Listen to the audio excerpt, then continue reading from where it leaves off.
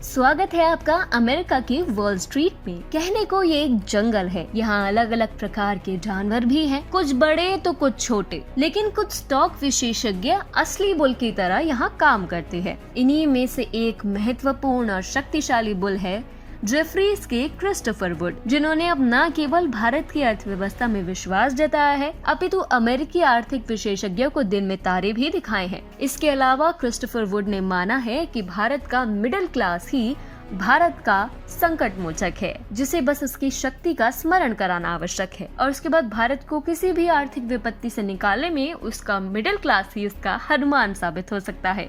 लेकिन क्या है ये सारा मामला, जानेंगे TFI पर मेरे यानी दीक्षा नेगी के साथ। तो चलिए आरंभ करते हैं। 2 दिन पहले मॉर्गन स्टैनली ने भारत के बाजार और ब्रांड की स्थिति को देखते हुए भारत की रैंकिंग में गिरावट दर्ज की है और बिना किसी ठोस प्रमाण के नकारात्मकता दिखाई है। मॉर्गन स्टैनली के विश्लेषकों ने कहा है कि देश की बहुवर्षीय आय में सुधार है, पर वर्तमान हेडविंड केवल अल्पकालिक हो सकता है, यानी कुछ समय के लिए ही। उन्होंने इस बात पर प्रकाश डाला कि MSCI इंडिया ने पिछले 6 महीनों में 26% वृद्धि की है और इसी अवधि में MSCI EM इंडेक्स को 30% तक पीछे भी छोड़ दिया है। Global brokerage firm Morgan Stanley ने हाल ही में नोमुरा और UBS द्वारा इस तरह के डाउनग्रेड के बाद हाल ही में Asia emerging market strategy note में भारत के इक्विटी को बराबर वजन में घटा दिया। मॉर्गन स्टैनली ने महंगे वैल्यूएशन के कारण गुरुवार को भारतीय इक्विटी को ओवरवेट से बराबर कर दिया है और कहा कि मॉर्गन स्टैनली ये उम्मीद करता है कि भारतीय बाजार संभावित अल्पकालिक हेडविंड से आगे मजबूत होगा।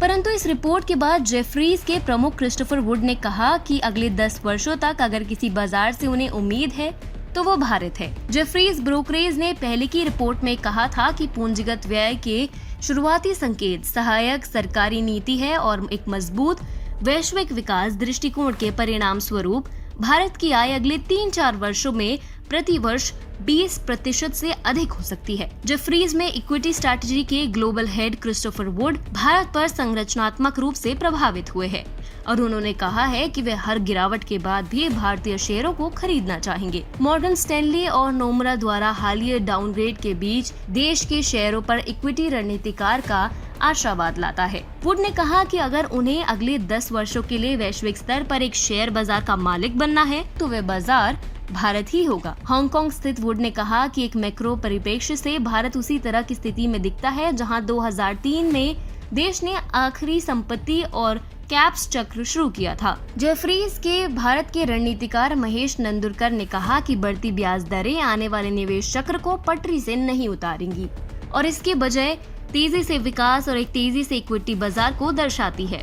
जेफरीज द्वारा किए गए विश्लेषण से पता चलता है कि 10 वर्षीय बॉन्ड यील्ड 2003 से 2004 में 5% के निचले स्तर से बढ़कर अगले कई वर्षों में 8 से 9% हो गई। वुड ने लिखा, वॉल स्ट्रीट पर टेपिंग के डर से ट्रिगर होने वाली भारतीय इक्विटी में कोई भी बिकने वाली भारतीय इक्विटी में मूल्य जोड़ने के अवसर प्रदान करेगी, खासकर अगर ये वैश्विक अवस्था की तेजी से फिर से खुलने पर तेल की कीमतों में और संभावित वृद्धि के साथ मेल खाती है। तो दुनिया की सबसे बड़ी बेयर कंपनी AB InBev ने महामारी के दौरान अपने सबसे कठिन दौर को देखा है। बिजनेस लाइन के साथ बातचीत में कंपनी के अध्यक्ष कार्तिकेय शर्मा भारत में AB InBev की महामारी के बाद में रणनीति की अंतर्दृष्टि साझा करते हैं और साझा करते हुए वे कहते हैं कि जिस ब्रांड निर्माण की स्थिति में अमेरिका और यूरोप पहले थे, वहां आज भारत है। ये दर्शाता है कि प्रीमियमकरण में तेजी आई है और घरेलू खपत में वृद्धि हुई है। शर्मा ने कहा, बेशक ये सच है कि प्रीमाइजेशन हमारी मुख्य रणनीति बनी रहेगी और हम उम्मीद करते हैं कि इसमें और तेजी आएगी। पूर्व महामारी का उपभोक्ता महामारी के बाद सामान्य नहीं है। भारत के बाजार के सशक्त होने के प्रमाण अलग अलग संस्थाएं भी दे रही हैं। भारत दुनिया की सबसे तेजी से बढ़ती अर्थव्यवस्थाओं में से एक है। 2030 तक उपभोक्ता खर्च में 4 गुना वृद्धि होने की संभावना है। फिर यह धरती पर सबसे अमीर युवा देशों में से एक रहेगा और अब 1 अरब से अधिक इंटरनेट उपभोक्ताओं का घर भी होगा। नया भारतीय उपभोक्ता अधिक अमीर और खर्च करने के लिए अधिक इच्छुक होगा और अपने पूर्ववर्तियों के विपरीत उसकी बहुत विशिष्ट प्राथमिकताएं होंगी। 2030 तक भारत पिरामिड के निचले हिस्से के नेतृत्व वाली अर्थव्यवस्था से मध्यम वर्ग के नेतृत्व वाली अर्थव्यवस्था की ओर बढ़ जाएगा, यानी अब मिडिल क्लास का भी विकास होगा।